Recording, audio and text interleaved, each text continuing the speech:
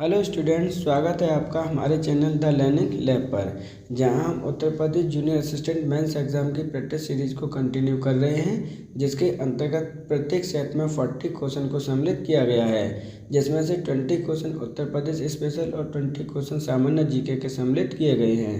यह practice series आपके लिए बहुत ज़्यादा हेल्पफुल होगी, क्योंकि आपका एग्ज़ाम बहुत ही ज़्यादा नज़दीक है। अतः आपसे रिक्वेस्ट है कि अगर आपको हमारा कंटेंट अच्छा लगता है तो वीडियो को लाइक, चैनल को सब्सक्राइब तथा बेल आइकन को प्रेस जरूर कर लीजिएगा, जिससे कि आने वाली वीडियो का नोटिफिकेशन भी आपको प्राप्त हो सके। ऐसे बच्चे जो उत्तर प्रदेश स्पेशल के करंट अफेयर्स पढ़ना चाहते हैं तो ऑलरेडी चैनल पर उपलब्ध है, आप उन्हें जाकर देख सकते हैं। तो चलिए देखते हैं आज का अपना पहला क्वेश्चन। नेम फीड बैंक की स्थापना किस वर्ष हुई थी? 2019, 2020, 2021, 2024, इनमें से कोई नहीं। तो ध्यान से देखिए, क्वेश्चन इम्पोर्टेंट है आपका। नेम फीड बैंक की स्थापना किस वर्ष हुई है, क्वेश्चन पूछा गया है। सही आंसर है ऑप्शन नंबर 3, 2021 में इसकी स्थापना हुई है। अब ये हाल ही में चर्चा में क्यों बनी हुई है वो भी देख लीजिए, क्योंकि हाल ही में वित्त मंत्रालय के द्वारा इसका नाम परिवर्तन कर दिया गया है। अब इसे किस नाम से जाना जाएगा, अर्थात इसका नया नाम क्या होगा, वो भी आपको याद होना चाहिए, ध्यान रखिएगा। अब इसे जो जाना जाएगा वो जाना जाएगा इंफ्रास्ट्रक्चर डेवलपमेंट बैंक के नाम से इसे जाना जाएगा। ये किस मंत्रालय के अधीन वर्क करती है? तो ध्यान रखिएगा, भारत के फाइनेंस जो मिनिस्ट्री है आपकी, उसके अंतर्गत ये वर्क करती है। सही आंसर है ऑप्शन नंबर आपका 3। दुनिया का पहला कौन सा देश है जिसने आधिकारिक रूप से धूम्रपान पर पीढ़ीगत प्रतिबंध लगाया है? श्रीलंका, मालदीव, बुल्गारिया, स्वीडन, इनमें से कोई नहीं। तो देखिए, यहाँ पे डायरेक्टली बात की गई है कि दुनिया का पहला कौन सा देश है जिसने धूम्रपान पर, जो आप सिगरेट वगैरह पीते हैं, उस पर पीढ़ीगत प्रतिबंध लगाया है। सही आंसर है ऑप्शन नंबर आपका 2, मालदीव देश ने ऐसा किया है। अब ये किन पर लागू होगा? तो ऐसे बच्चे जिनका जन्म पीढ़ीगत लगाया हुआ है, ऐसे बच्चे जिनका जन्म आपका 1 जनवरी 2007 के बाद हुआ है, उनको खरीदने पर, रोकने पर, बेचने पर, उपयोग करने पर अनुमति नहीं दी जाएगी। ये चीज़ आपको याद रखनी है। लेकिन इससे पहले भी कोई एक देश था जिसने ऐसा प्रस्ताव लेकर आया था, वो था आपका न्यूजीलैंड। लेकिन न्यूजीलैंड में ये प्रस्ताव क्या हो गया था, पारित नहीं हुआ था। ये चीज़ आप याद रखेंगे, प्रस्ताव लेकर लाया गया था लेकिन ये पारित नहीं हुआ था। सही आंसर है ऑप्शन नंबर 2, मालदीव। हाल ही में उच्चतम न्यायालय के मुख्य न्यायाधीश के रूप में सूर्यकांत शर्मा को किसने शपथ दिलाई? प्रधानमंत्री, राष्ट्रपति, राज्यपाल, लोकसभा अध्यक्ष, इनमें से कोई नहीं। तो देखिए, यहाँ से आपको डायरेक्टली पता चल जाता है कि जो सूर्य कुमार शर्मा हैं आपके, वो हाल ही में आपके क्या बने हैं, मुख्य न्यायाधीश बने हैं। तो उन्हें किसके द्वारा आपकी शपथ दिलाई जाती है? तो ध्यान रखिएगा, भारत के राष्ट्रपति के द्वारा जो भी आपका मुख्य न्यायाधीश बनता है उसे शपथ दिलाई जाती है। अब हम बात कर लेते हैं सूर्यकांत शर्मा जी के बारे में। तो हाल ही में ये कब से कौन से नंबर के आप पे क्या बने हैं? तो ये आपके 53वें नंबर के आपके CJI बने हैं, अर्थात चीफ जस्टिस ऑफ इंडिया बने हैं। इनका कार्यकाल कब से प्रारंभ हुआ है? तो ध्यान रखिएगा, इनका कार्यकाल प्रारंभ हुआ है आपका 23 नवंबर 2025 से। किनके द्वारा शपथ दिलाई गई है? तो ध्यान रखिएगा, राष्ट्रपति महोदय के द्वारा शपथ दिलाई गई है। ये कहाँ से बिलोंग करते हैं? तो ये आपके हरियाणा से बिलोंग करते हैं। ये चीज़ भी आपको याद रखनी है। इनका कार्यकाल कब से कब तक रहने वाला है? तो 3 नवंबर 2025 से लेकर 27 फरवरी 2027 तक इनका कार्यकाल रहने वाला है। सही आंसर है ऑप्शन नंबर 2। निम्नलिखित में से किस अनुच्छेद के तहत अनटचेबिलिटी को प्रतिबंधित किया गया है? अनुच्छेद 14, अनुच्छेद 15, अनुच्छेद 17, अनुच्छेद 18 या उनमें से कोई नहीं।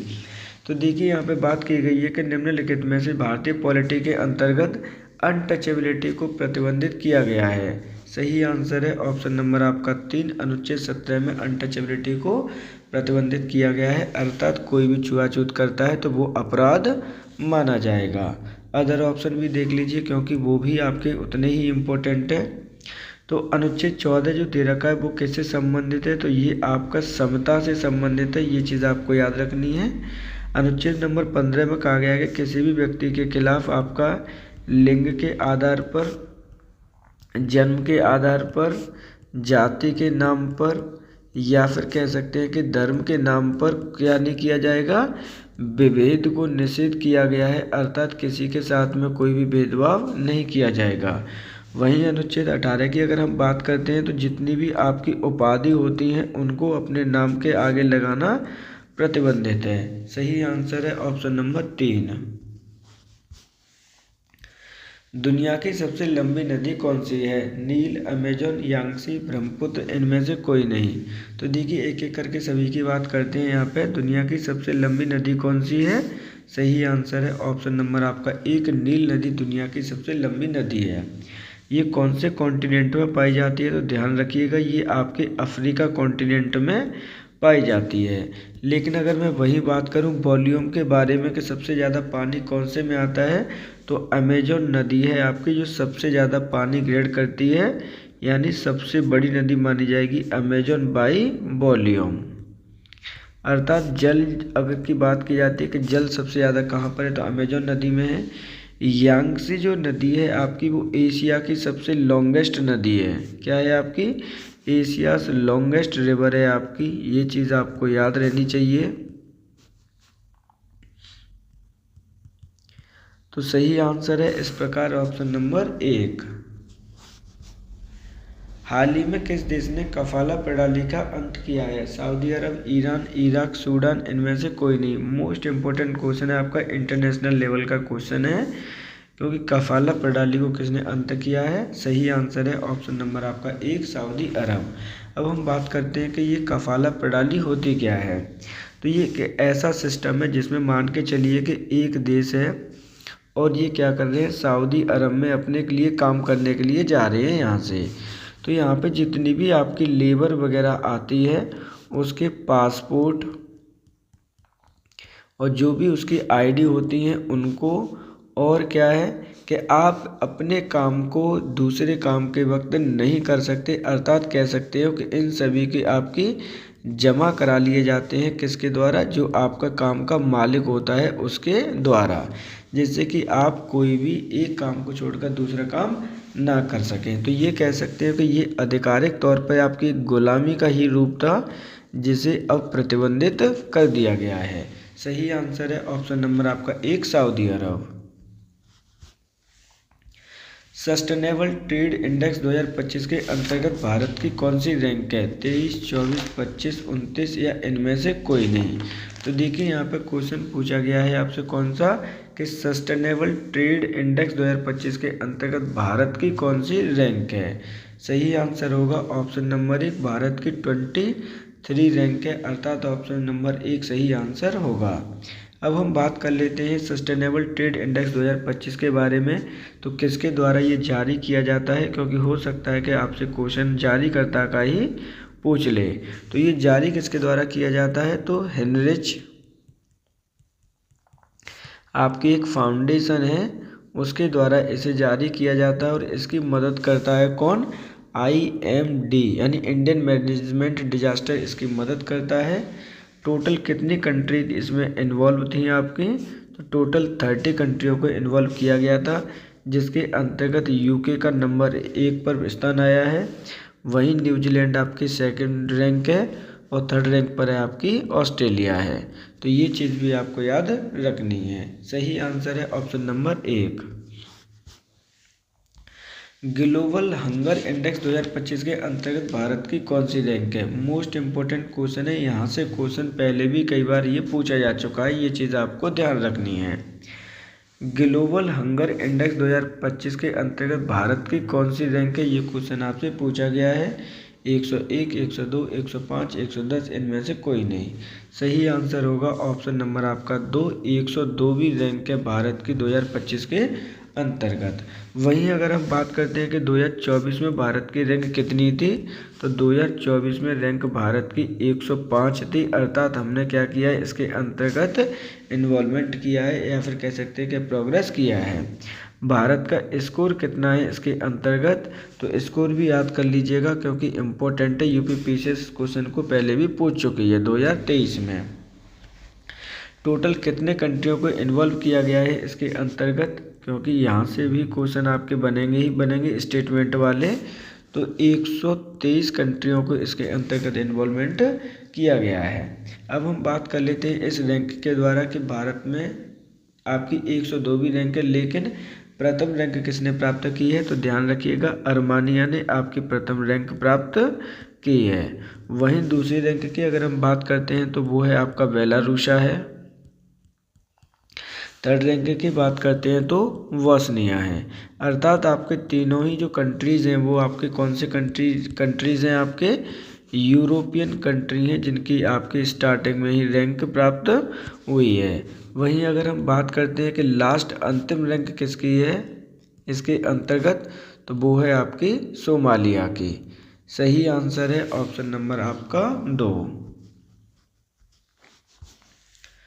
निम्नलिखित में से सर्वप्रथम कौन सी घटना घटित हुई थी, स्वराज पार्टी का गठन, जलियांवाला हत्याकांड, काकोरी ट्रेन एक्शन, सविनय अवज्ञा आंदोलन, इनमें से कोई नहीं। तो देखिए यहाँ पर डायरेक्ट क्वेश्चन पूछा गया कि कौन सी घटना सबसे पहले घटित हुई है। एक एक करके हम देख लेते हैं। स्वराज पार्टी का जो गठन हुआ है वो कब हुआ था, तो 1923 ईस्वी में हुआ है। वहीं जलियांवाला हत्याकांड की बात करते तो 1919 में हुआ है। काकोरी एक्शन कांड हुआ है आपका 1925 में, और सविनय अवज्ञा आंदोलन हुआ है आपके 1930 में। तो इस प्रकार जो सही आंसर होगा वो होगा ऑप्शन नंबर आपका 2, जलियांवाला हत्याकांड की घटना सर्वप्रथम इसमें से आपकी घटित हुई है। अब हम बात करते हैं जलियांवाला हत्याकांड के बारे में कि ये घटना कब घटित हुई थी, क्यों घटित हुई थी, इसके रीज़न क्या थे और ये कहाँ पर घटित हुई थी। जलियांवाला हत्याकांड की घटना आपकी 13 अप्रैल 1919 ईस्वी को घटित हुई है, नंबर 1 पॉइंट। अब हम बात करते हैं कि ये घटना कहाँ पर घटित हुई थी, तो ये आपके पंजाब राज्य में घटित हुई है, अमृतसर में। तो ये अमृतसर की बात है, ये चीज़ आपको याद रखनी है। अब यहाँ पर क्या किया गया था, तो यहाँ पर आपकी एक क्या करती एक मीटिंग चल रही थी। क्या चल रही थी आपकी, एक मीटिंग चल रही थी इस पार्क में। तो वहाँ पर आपके जो जनरल डायर था उसने निहत्थे लोगों पर आपकी क्या चलवा दी, गोलियां चलवा दी थी। इसलिए इस घटना को क्या कहा जाता है, जलियांवाला हत्याकांड के नाम से जाना जाता है। सही आंसर है ऑप्शन नंबर आपका 2। निम्नलिखित में से किस आंदोलन का नेतृत्व महात्मा गांधी जी के द्वारा नहीं किया गया, सविनय अवज्ञा आंदोलन, भारत छोड़ो आंदोलन, असहयोग आंदोलन, भूदान आंदोलन, या इनमें से कोई नहीं। तो देखिए यहाँ पे बात की गई है कि किस आंदोलन का नेतृत्व महात्मा गांधी जी के द्वारा नहीं किया गया। सही आंसर है ऑप्शन नंबर 4, भूदान आंदोलन। भूदान आंदोलन कब हुआ था और किनके द्वारा प्रारंभ किया गया था, तो 1951 ईस्वी में ये स्टार्ट हुआ था और ये प्रारंभ करता थे इसके विनोबा भावे। इनका नाम लर्न करना इम्पोर्टेंट है, यहाँ से क्वेश्चन कई बार आपका पूछा गया है, ये चीज़ आपको याद रखनी है। अब इस जो भूदान आंदोलन चलाया गया था क्या था इसके अंतर्गत, तो जितने भी आपके अमीर लोग थे, क्या थे आपके, भारत जब स्वतंत्र हुआ था उस समय जितने भी अमीर लोग थे उनसे कहा गया था कि आप अपनी ज़मीन को क्या कर दीजिए, बांट दीजिए, गरीब लोगों को दान में दे दीजिए। इसलिए हम इस आंदोलन को भूदान आंदोलन कहते हैं। जबकि जो अदर ऑप्शन दे रखे हैं वो महात्मा गांधी के नेतृत्व में आपके आंदोलन हुए हैं, जिनमें से सविनय अवज्ञा आंदोलन है आपका। ये कब हुआ था, तो ये हुआ था 1930 ईस्वी में। भारत छोड़ो आंदोलन हुआ है 1942 ईस्वी में, और असहयोग आंदोलन हुआ है 1920 ईस्वी में। ये भी आपको लर्न करने हैं। सही आंसर होगा ऑप्शन नंबर यहाँ पे 4। निम्नलिखित में से कौन सा मुगल शासक अनपढ़ था, औरंगजेब, जहांगीर, शाह आलम द्वितीय, शाहजहां, इनमें से कोई नहीं। तो देखिए यहाँ पे बात की गई है कि कौन सा मुगल शासक आपका अनपढ़ था। सही आंसर है ऑप्शन नंबर आपका 5, इनमें से कोई नहीं। अब हम बात कर लेते हैं कि ऐसा कौन सा मुगल शासक था और उसकी हिस्ट्री क्या थी। तो वो जो अनपढ़ व्यक्ति है, इलिटरेट पर्सन है, उसने काम बहुत अच्छे अच्छे किए थे, वो है आपका अकबर। अब हम अकबर के बारे में एक एक करके हम बात कर लेते हैं। तो इनका बर्थ कब हुआ होगा, तो ध्यान रखिएगा इनका बर्थ हुआ था 1542 ईस्वी में। अब ये राजा कब बना था, या अर्थात किंग कब बना था, तो ये मात्र 16 साल की उम्र में ही किंग बन गया था 1556 ईस्वी में हुमायूं। और इनके जो फादर थे उसका नाम क्या था, तो फादर का नाम ध्यान रखिएगा हुमायूं था, जिनकी मृत्यु आपकी सीढ़ियों से गिरकर हुई थी, ध्यान रखना है। अब इनके जब हम शासनकाल की बात करते हैं तो इनका शासनकाल कब से कब तक रहा होगा, क्योंकि हो सकता है कि वहाँ से भी क्वेश्चन पूछ लिया जाए। तो 1556 से लेकर 1605 ईस्वी तक इनका शासनकाल रहा था। इनके ही द्वारा कुछ फेमस बिल्डिंग या बनवाई गई थी, या कह सकते हैं कि इनके द्वारा क्या क्या बनवाया गया था। तो फतेहपुर सीकरी का नाम आप जानते ही होंगे। फतेहपुर सीकरी कहाँ पर स्थित है, तो ये आगरा में एक तहसील है, ध्यान रखिएगा। वहाँ पर इनके द्वारा पंच महल बनवाया गया था। वहाँ पर इनके द्वारा बुलंद दरवाज़ा बनवाया गया था, दुनिया का सबसे बड़ा दरवाज़ा है। ये चीज़ भी आपको याद रखनी है। सही आंसर है ऑप्शन नंबर आपका 5। द्वितीय बौद्ध संगति का आयोजन कहाँ किया गया था? पाटलिपुत्र, वैशाली, राजगृह, जम्मू कश्मीर, इनमें से कोई नहीं। मोस्ट इम्पोर्टेंट क्वेश्चन है आपका, यहाँ से क्वेश्चन कई बार आपके आए हुए हैं। द्वितीय बौद्ध संगति की जब जब बात की जाती है कि इसका आयोजन कहाँ पर किया गया था, तो पहले इसका आंसर देख लेते हैं, उसके बाद एक एक करके हम सभी को देखना है। तो पहले सही आंसर है ऑप्शन नंबर आपका 2, वैशाली में द्वितीय बौद्ध संगति का आयोजन हुआ था। अब हम बात करते हैं कि बौद्ध धर्म में कितनी बौद्ध संगतियाँ टोटल हुई थी। तो टोटल बौद्ध जो संगतियाँ हुई थी वो हुई थी आपकी 4, जिनमें से नंबर 1 जिसका आयोजन हुआ था राजगृह में, नंबर 2 का आयोजन हुआ है आपका वैशाली में, नंबर 3 का आयोजन हुआ है आपके पाटलिपुत्र अर्थात पटना में, और ये हुआ है आपका 4 का। एक एक करके और भी बात कर लेते हैं कि ये कहाँ पर स्थित है। तो ध्यान रखिएगा, जो पाटलिपुत्र है, आधुनिक समय में से हम पटना के नाम से जानते हैं, जो कि आपके बिहार की राजधानी है। वैशाली राजगृह आपका ये कौन से ज़िले में पड़ता है आज के समय, तो ये नालंदा में है, अर्थात बिहार में ही है। जम्मू कश्मीर आपका ऑलरेडी अब पता है जम्मू कश्मीर में है। टोटल 4 बौद्ध संगतियाँ हुई हैं आपके बौद्ध धर्म में। सही आंसर है ऑप्शन नंबर 2। विश्व खाद्य दिवस कब मनाया जाता है? 14 नवंबर, 16 नवंबर, 26 नवंबर, 10 दिसंबर, इनमें से कोई नहीं। तो देखिए, विश्व खाद्य दिवस की अगर हम बात करते हैं कि प्रत्येक वर्ष कब मनाया जाता है, सही आंसर है ऑप्शन नंबर आपका 2, 16 अक्टूबर को ये मनाया जाता है। अब हम बात कर लेते हैं कि 2025 में जो सेलिब्रेट किया गया है उसकी थीम क्या है, क्योंकि हो सकता है कि डायरेक्टली आपसे थीम ही पूछ ले। तो थीम है आपकी hand in hand for better food,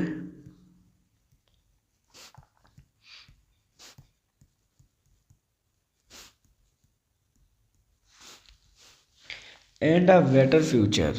तो ये चीज़ आपको याद रखनी है, क्योंकि कई बार अक्सर ऐसा होता है कि आपसे नाम पूछकर डायरेक्टली आपकी थीम भी पूछ ली जाती है।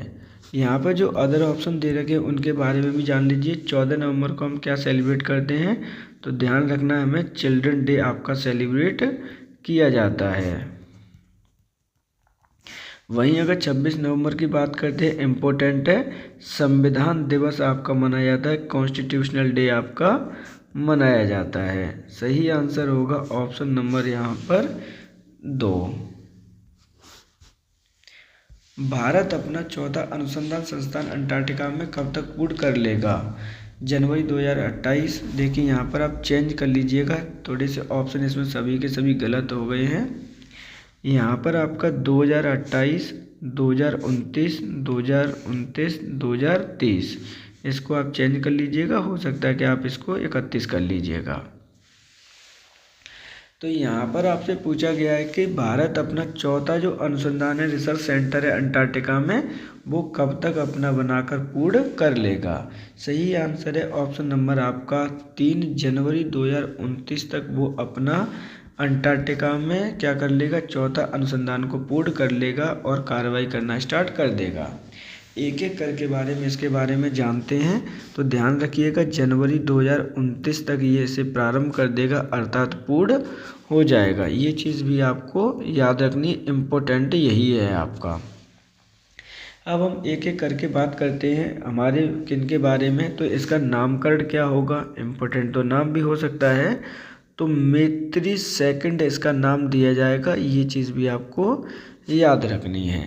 अब एक एक करके हम बात कर लेते हैं अदर रिसर्च सेंटर के बारे में। तो सबसे पहले कौन सा रिसर्च सेंटर बनाया गया था, तो वो बनाया गया था आपका दक्षिण गंगोत्री। दक्षिण गंगोत्री अक्सर कई बार आता है कि ये कहाँ पर स्थित है, तो ये ध्यान रखिएगा अंटार्कटिका में एक रिसर्च सेंटर है जिसकी स्थापना 1983 ईस्वी में की गई थी। वहीं अगर हम बात करते हैं दूसरे की, तो ये दूसरा है आपका मैत्री ही है, और मैत्री की शुरुआत की गई थी 1989 ईस्वी में। और आज के समय दोनों ही क्या हैं आपके बंद पड़े हुए हैं, क्लोज्ड हो गए हैं। इनमें से कोई भी कार्य नहीं कर रहा है, सिर्फ एक ही कार्य कर रहा है जिसका नाम है आपका भारती। ये चीज़ आपको याद रहनी चाहिए। इसका निर्माण हुआ था आपका 2012 में, और ये आपका वर्किंग कंडीशन में वर्क कर रहा है। सही आंसर होगा क्या, ऑप्शन नंबर यहाँ पर 3 जनवरी 2029 तक भारत अपना चौथा अनुसंधान संस्थान स्टार्ट कर देगा अंटार्कटिका में। सही आंसर है ऑप्शन नंबर 3। एशियाई एक्वेटिक चैंपियनशिप 2025 का आयोजन कहाँ किया गया, तिरुवनंतपुरम, अहमदाबाद, विशाखापट्टनम, हैदराबाद, इनमें से कोई नहीं। तो देखिए यहाँ पे डायरेक्टली क्वेश्चन पूछा गया है कि एशियाई एक्वेटिक चैंपियनशिप 2025 का आयोजन कहाँ पर आपका किया गया है। सही आंसर है ऑप्शन नंबर 2, अहमदाबाद में इसका आयोजन किया गया है। अब एक एक करके हम बात करते हैं, इम्पोर्टेंट फैक्टर्स यहाँ से आपको याद करने हैं। हम बात कर लेते हैं भारत की क्या कंडीशन इसके अंतर्गत आपकी रही है, क्योंकि इंडिया से संबंधित तो क्वेश्चन आपके आने ही आने हैं।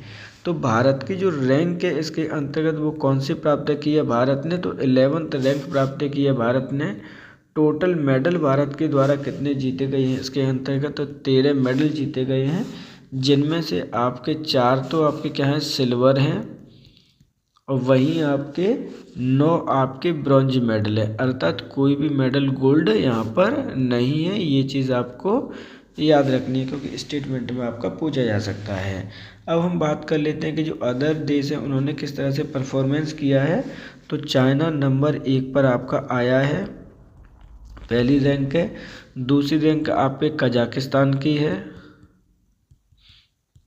और तीसरी रैंक किसकी है आपकी, तो वो है आपकी जापान की। इस तरह से आपको लर्न करने हैं, इंडिया का ऑलरेडी आप जान चुके हैं। अच्छा, एक चीज़ जो छूट गई है वो भी देख लीजिए, वो है आपका एडिशन, कि कौन से एडिशन का आयोजन किया गया है 2025 में, तो वो 11th एडिशन है।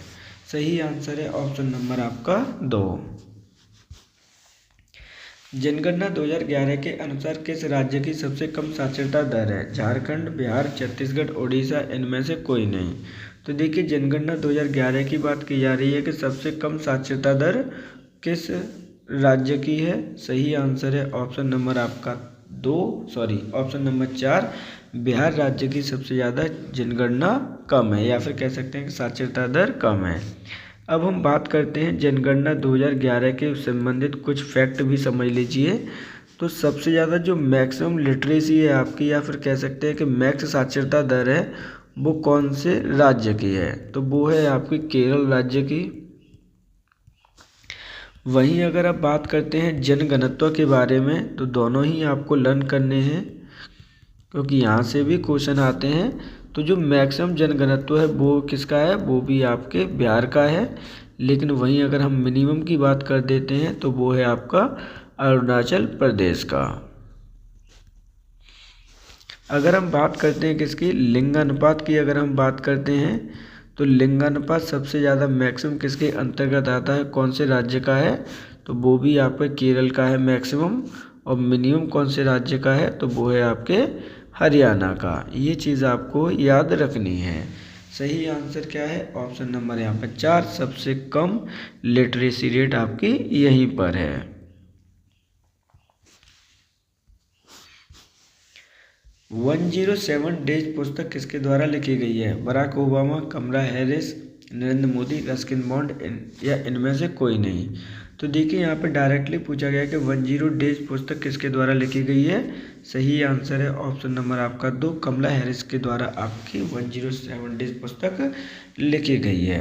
अब ये जो कमला हैरिस है वो कौन थी या क्या पॉपुलर है आपकी, इम्पोर्टेंट इसलिए है, ध्यान रखना है। तो ये आपके 49th वाइस प्रेसिडेंट रह चुकी हैं ये, अब ये वाइस प्रेसिडेंट कहाँ की रह चुकी हैं, ये भी इम्पोर्टेंट हो जाता है। तो ये आपके यूएसए की वाइस प्रेसिडेंट रह चुकी हैं। इनका संबंध भारत से भी है। तो भारत में इनका संबंध कहाँ से है, तो इनका संबंध है आपके तमिलनाडु से। क्यों संबंध है, तो जो इनकी मदर है वो तमिलनाडु से बिलोंग करती हैं। सही आंसर है ऑप्शन नंबर 2। निम्नलिखित में से किस अनुच्छेद के तहत भारतीय चुनाव आयोग का गठन किया जाता है। अनुच्छेद 280, अनुच्छेद 312, अनुच्छेद 324, अनुच्छेद 343, इनमें से कोई नहीं। तो देखिए यहाँ पे बात की जा रही है भारतीय चुनाव आयोग की यानी इंडियन इलेक्शन कमीशन की बात की जा रही है, जिसका गठन ऑप्शन नंबर 3 अनुच्छेद नंबर 324 के तहत किया जाता है। किसके द्वारा गठन किया जाता है, तो ध्यान रखिएगा राष्ट्रपति महोदय जी के द्वारा इनका गठन किया जाता है। अब एक एक करके अदर ऑप्शन भी देख लेते हैं।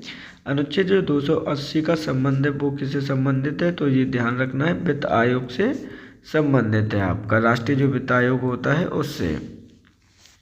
312 का संबंधित है आपके सिविल सेवा से, या फिर कह सकते हैं कि जो समाज सेवा होती हैं आपकी उनसे इसका संबंध है, जिसमें आपके आईएएस है, आपकी आईपीएस है आपकी, और क्या है एक जंगल वाली होती है आईएफएस।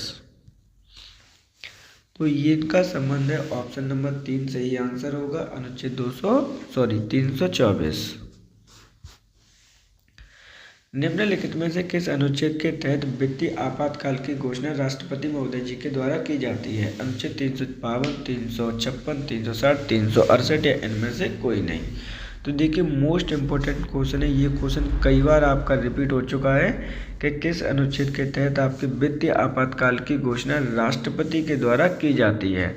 तो यहाँ पे एक क्वेश्चन तो आपको वैसे ही कंसेप्ट क्लियर हो गया कि कोई भी अगर आपातकाल लग रहा है तो राष्ट्रपति महोदय जी के द्वारा उसका अनाउंसमेंट किया जाना है। सही आंसर है ऑप्शन नंबर आपका 3 अनुच्छेद 360 के तहत वित्तीय आपातकाल की घोषणा राष्ट्रपति महोदय जी के द्वारा की जा सकती है।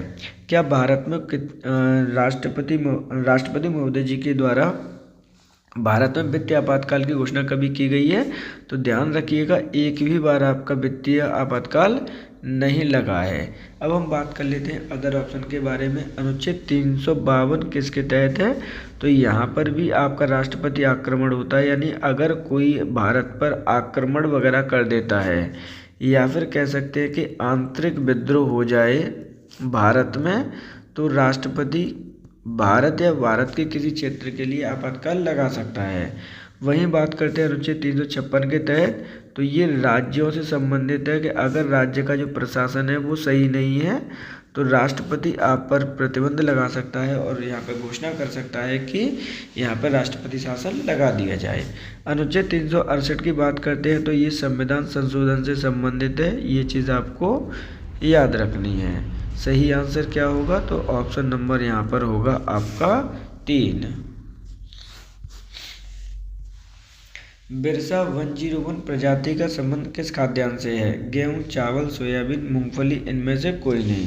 तो देखिए यहाँ पे बात की गई है किसकी, बिरसा की बात की गई है, 101 की बात की गई है। इसका संबंध किस खाद्यान्न से है, सही आंसर है ऑप्शन नंबर आपका 1 गेहूँ की ये प्रजाति है, लेटेस्ट प्रजाति है, ध्यान रखिएगा। गेहूँ किस प्रकार की आपकी फसल है, तो ध्यान रखिएगा गेहूँ आपकी रबी फसल है आपकी, जिसे कब बोया जाता है, तो ध्यान रखना है आपको अक्टूबर और नवंबर में तो इसे बोया जाता है और जाकर आपकी मार्च और अप्रैल में इसकी काटिंग कर दी जाती है। ये चीज़ भी आपको याद रखनी है। सही आंसर है ऑप्शन नंबर 1। उत्तर प्रदेश सरकार के द्वारा फाइलेरिया संक्रमण को समाप्त करने का लक्ष्य कब तक रखा गया है। दिसंबर 2026, दिसंबर 2028, दिसंबर 2027, दिसंबर 2029, इनमें से कोई नहीं। तो देखिए इम्पोर्टेंट क्वेश्चन है, उत्तर प्रदेश से संबंधित है आपके। तो फाइलेरिया संक्रमण को समाप्त करने का उत्तर प्रदेश सरकार के द्वारा कब तक लक्ष्य रखा गया है, सही आंसर है ऑप्शन नंबर 1 दिसंबर 2026 तक।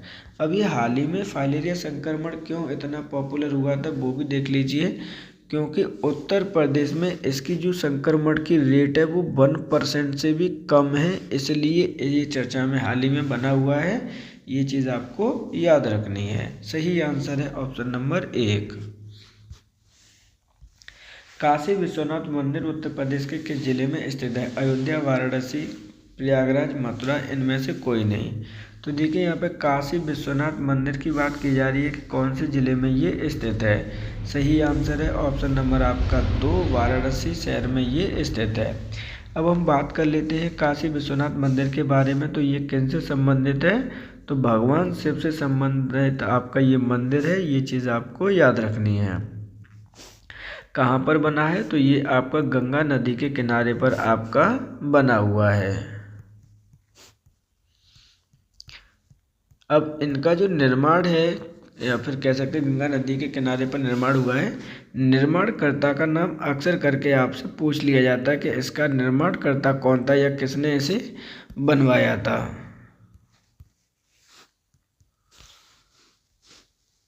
तो ध्यान रखिएगा, उनका नाम लर्न करना इम्पोर्टेंट है आपके लिए। अहिल्याबाई होलकर के द्वारा इसका निर्माण कराया गया था। ये चीज़ आपके लिए इम्पोर्टेंट है यहाँ पर। सही आंसर है ऑप्शन नंबर 2। निम्नलिखित में से उत्तर प्रदेश के किस क्षेत्र में चरकुला नृत्य किया जाता है? रोहिलखंड, बुंदेलखंड, ब्रजमंडल, पूर्वांचल, इनमें से कोई नहीं। मोस्ट इम्पोर्टेंट क्वेश्चन है आपका, चरकुला नृत्य से संबंधित आपका क्वेश्चन कई बार पूछा जा चुका है। यूपी पीसीएस तो आपकी पता नहीं कितने बार पूछ चुकी है, एज वेल एज ऐसे ही आपका यूपी ट्रिपल एससी भी कई बार इस क्वेश्चन को पूछ चुकी है। इसका जो नृत्य किया जाता है कौन से क्षेत्र में आपका फेमस है? सही आंसर है ऑप्शन नंबर आपका 3, ब्रजमंडल में ये फेमस है। अब हम बात करते हैं चरकुला नृत्य के बारे में, एक एक करके बात कर लेते हैं इसके बारे में। बेसिकली ये किया जाता है कहाँ पर? तो ये आपका मथुरा में किया जाता है। कहाँ पर किया जाता है? मथुरा में। लेकिन हो सकता है कि मथुरा में भी अगर आपके पार्टिसिपेट किए जाएँ तो वो क्षेत्र आता है आपका बरसाना। तो ये चीज़ आपको याद रखनी है। स्पेशलिटी क्या है? तो इसके अंतर्गत आपके 108 दीपक जलाए जाते हैं और उनको सर पर रख के आपका डांस किया जाता है या नृत्य किया जाता है। ये चीज़ आप याद रखेंगे। सही आंसर है ऑप्शन नंबर 3। आपकी पूंजी आपका अधिकार अभियान भारतीय रिजर्व बैंक के द्वारा उत्तर प्रदेश के किस जिले में प्रारंभ किया गया? लखनऊ, गोरखपुर, कानपुर, आगरा, इनमें से कोई नहीं। तो आपकी पूंजी आपका अधिकार अभियान रिजर्व बैंक ऑफ इंडिया के द्वारा उत्तर प्रदेश के कौन से जिले में प्रारंभ किया गया? सही आंसर है ऑप्शन नंबर आपका 5, इनमें से कोई नहीं। क्योंकि जो प्रारंभ हुआ है ये, वो कहाँ से प्रारंभ हुआ है ये आपके लिए इम्पोर्टेंट है। तो ध्यान रखिएगा, ये प्रारंभ किया गया है आपका प्रयागराज शहर से। किसके द्वारा प्रारंभ किया गया है? तो प्रारंभकर्ता कौन है? तो वो है आपकी आरबीआई है। अब इसका जो उद्देश्य है या एम है वो क्या है? तो ऐसे जो आपके निष्क्रिय खातों में, जो आपके निष्क्रिय खाते होते हैं, आपके जो अकाउंट है, निष्क्रिय अकाउंट हैं आपके, उनमें जो आपका मनी है उनको ट्रांसफ़र करना है उनके रिलेटिव्स को, या फिर जो कोई भी उनका हकदार है उनको। सही आंसर है ऑप्शन नंबर 5।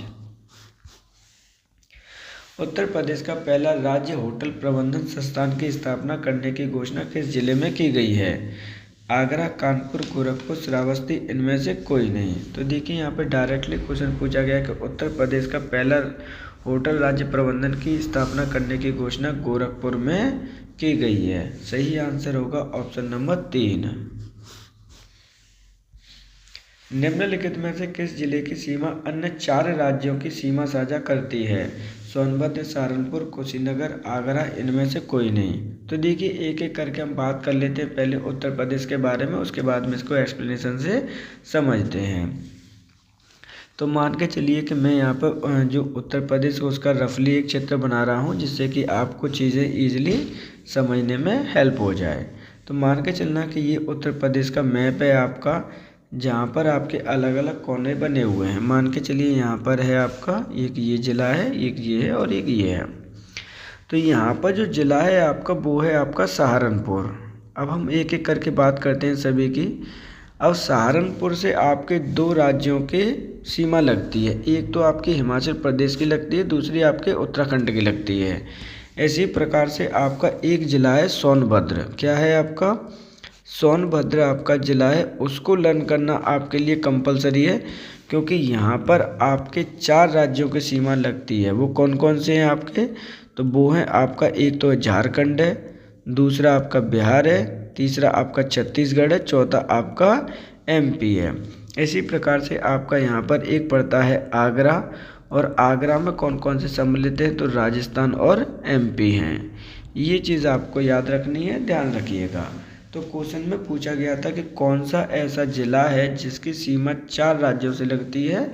सही आंसर है ऑप्शन नंबर आपका 1 सोनभद्र। उत्तर प्रदेश के किस जिले में सबसे कम वर्षा होती है? आगरा, मथुरा, गोरखपुर, जौनपुर, इनमें से कोई नहीं। तो उत्तर प्रदेश के कौन से जिले में सबसे कम वर्षा होती है? सही आंसर है ऑप्शन नंबर आपका 2 मथुरा जिले में सबसे कम वर्षा आपकी होती है। मात्र यहाँ पर कितनी वर्षा होती है? तो 53 सेंटीमीटर समथिंग आपकी यहाँ पे वर्षा होती है, जबकि आपके गोरखपुर में उत्तर प्रदेश के में सबसे ज़्यादा होती है, मैक्सिमम होती है 153 सेंटीमीटर। सही आंसर है ऑप्शन नंबर 2। जनगणना 2011 के अनुसार उत्तर प्रदेश के किस जिले में सर्वाधिक लिंगानुपात है? बलरामपुर, जौनपुर, गौतम बुद्ध नगर, बुलंदशहर, इनमें से कोई नहीं। तो देखिए, जो लास्ट वाला है इसको चीज़ों को छोड़ देते हैं, अपने इतने तक देख लेते हैं, ठीक। तो यहाँ पर जनगणना 2011 की बात करते हैं कि उत्तर प्रदेश के कौन से जिले का सर्वाधिक लिंगानुपात है? तो वो सही आंसर हो जाएगा ऑप्शन नंबर आपका 2 जौनपुर का सबसे ज़्यादा लिंगानुपात है, अर्थात आपका मैक्सिमम है। वहीं अगर हम मिनिमम की बात करते हैं तो गौतम बुद्ध नगर का लिंगानुपात आपका मिनिमम है। अगर हम बात करते हैं जनगणना 2011 के बारे में, एक एक करके देख लेते हैं। तो जनगणना 2011 की बात करते हैं, लेकिन किसके संदर्भ में? उत्तर प्रदेश के संदर्भ में। अब यहाँ पर हम बात करते हैं कि उत्तर प्रदेश की जो लिटरेसी है, साक्षरता दर कितनी है, एक एक करके बात करनी है सभी की। तो ध्यान रखिएगा 67.13% आपकी लिटरेसी है उत्तर प्रदेश की।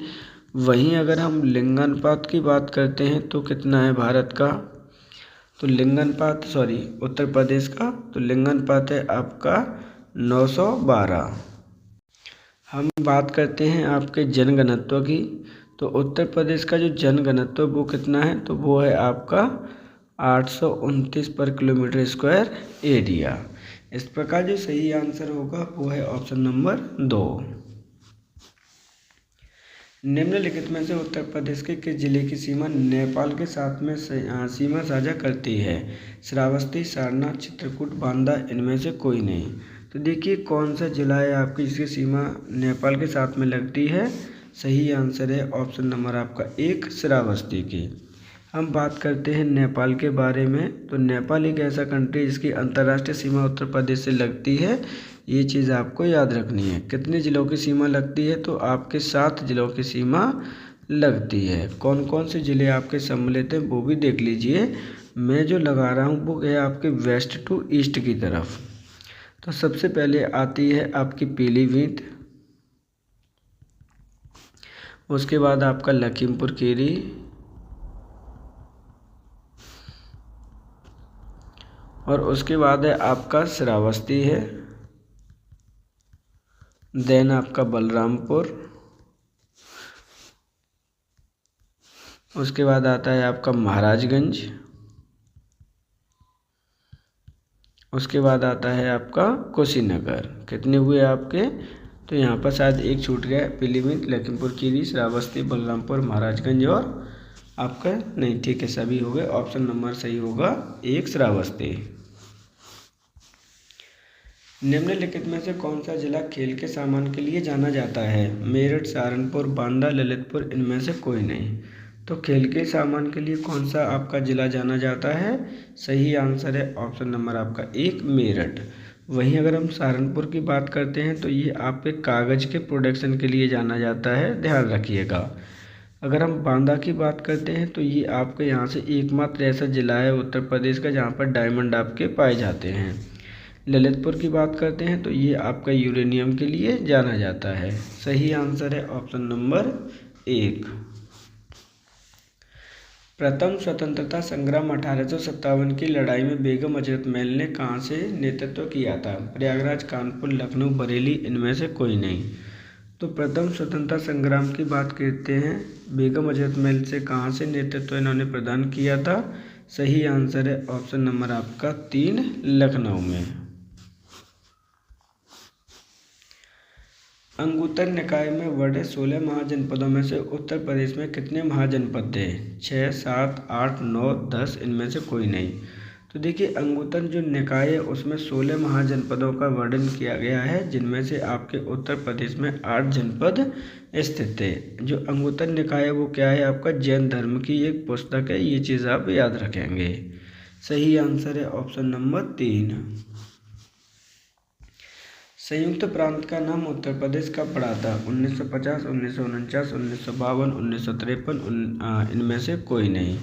तो देखिए यहाँ पे बात की जा रही है संयुक्त प्रांत के नाम की उत्तर प्रदेश कब पड़ा था? सही आंसर है ऑप्शन नंबर आपका 1, 1950 ईस्वी में इसका नाम पड़ा है उत्तर प्रदेश। हम बात करते हैं, देखिए इसका जो नाम पड़ा था वो पड़ा है 24 जनवरी 1950 को, इसलिए हम प्रत्येक 24 जनवरी को स्थापना दिवस मनाते हैं। ये चीज़ आपको याद रखनी है। इसकी जो शुरुआत हुई थी या स्टार्ट किया गया था मनाना, वो कब से किया गया? 2018 से। सही आंसर है ऑप्शन नंबर 1। उत्तर प्रदेश के प्रथम विधानसभा अध्यक्ष कौन थे? गोविंद वल्लभ पंत, परशुत्तम दास टंडन, चंद्रभान, कुंवर सिंह, इनमें से कोई नहीं। तो देखिए यहाँ पे बात की जा रही है प्रथम विधानसभा अध्यक्ष की। सही आंसर है ऑप्शन नंबर आपका 2, परशुत्तम दास टंडन। वहीं गोविंद वल्लभ पंत कौन थे? आपके फर्स्ट सीएम थे। सही आंसर है ऑप्शन नंबर 2। निम्नलिखित क्रिकेटर में से किसका संबंध आगरा जिले से है? दीपक चाहर, दीप्ति शर्मा, ध्रुव जुरैल, उपरोक्त में से सभी या उपरोक्त में से कोई नहीं। तो देखिए ऐसे क्रिकेटर जो आगरा जिले से संबंधित हैं, ऑप्शन सही होगा ऑप्शन नंबर 3, उपरोक्त सभी। दीपक चाहर, दीप्ति शर्मा और ध्रुव जुरैल तीनों ही आपके इंडियन क्रिकेट टीम के लिए प्लेयर हैं आपके, और इंडियन क्रिकेट से इनका संबंध है। तीनों ही कहाँ से हैं? आगरा जिले से हैं। सही आंसर है ऑप्शन नंबर 4। उत्तर प्रदेश के किस जिले में हरिदास जयंती मनाई जाती है? मोस्ट इम्पोर्टेंट क्वेश्चन है आपका। यूपी पीसीएस इस क्वेश्चन को कई बार आपका पूछ चुकी है, और यूपी SSS भी। तो हरिदास जयंती कहाँ पर मनाई जाती है? प्रयागराज, कानपुर, मथुरा, अयोध्या, इनमें से कोई नहीं। सही आंसर है ऑप्शन नंबर 3, मथुरा में ये मनाई जाती है। मथुरा में भी स्पेसिफिक एक जगह का नाम है वृंदावन। हो सकता है कि वृंदावन आपसे डायरेक्टली बोल दे, और वृंदावन के अंतर्गत भी आपकी एक जगह आती है निधिवन।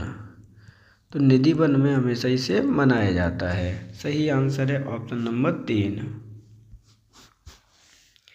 उत्तर प्रदेश के उत्तर से दक्षिण की ओर लंबाई कितनी है? 220 किलोमीटर, 240 किलोमीटर, 650 किलोमीटर, 670 किलोमीटर, इनमें से कोई नहीं। तो उत्तर प्रदेश की उत्तर